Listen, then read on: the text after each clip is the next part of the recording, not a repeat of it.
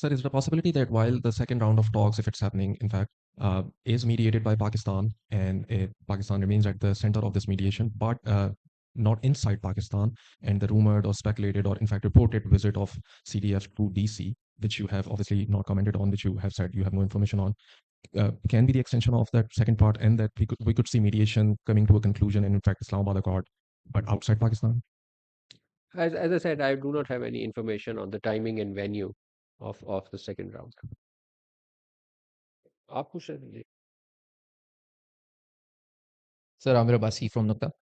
Sir, in recent days, Iran has reportedly launched multiple attacks or missiles towards Saudi Arabia. But despite existing of agreements, Pakistan has not carried out any military or defense activity over in Saudi Arabia. What's the reason for this?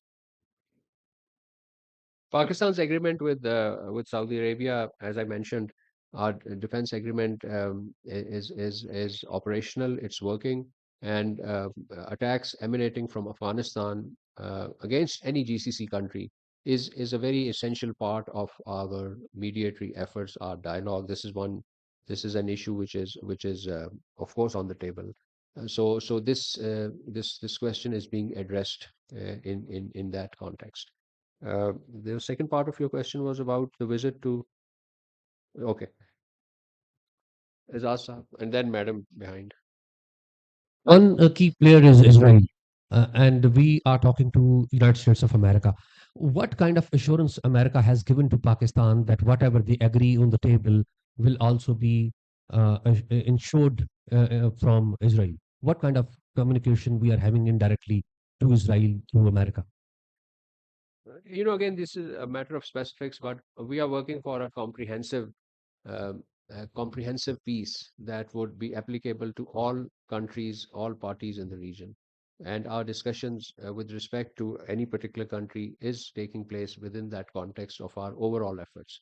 And it is up to the principals, interlocutors, to take their allies and their partners into confidence on these issues. Ji, madam. Sir, Amnali from Daily Express. Sir, how would you describe these first round of peace talks in Islamabad? Was it successful or failed? Like, how would you characterize it? These were very constructive, as I said, as our Deputy Prime Minister has said. These talks, and in fact, it shows the continuation of the process. There was certainly not a major breakthrough in terms of any concrete document emanating from it. That has been highlighted. But there was no breakdown as well. I think our colleague Kamran Yusuf and some other journalists also uh, use this phrase, not breakdown, no breakthrough and no breakdown.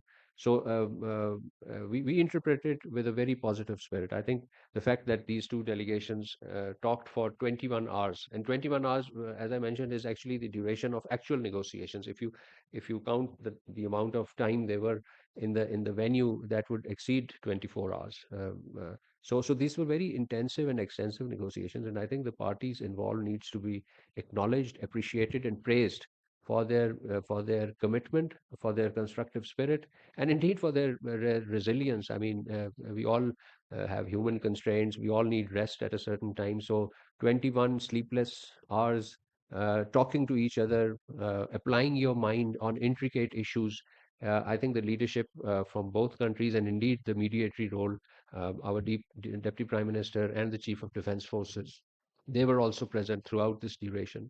So we have all the positive sentiments for everybody who took part in these negotiations, and indeed we have a very positive sentiment and praise for a very historic role that all the leadership from these three countries who were present in the venue, and indeed their leadership in the capital, demonstrated during those very historic 2 days or 21 hours, as I mentioned.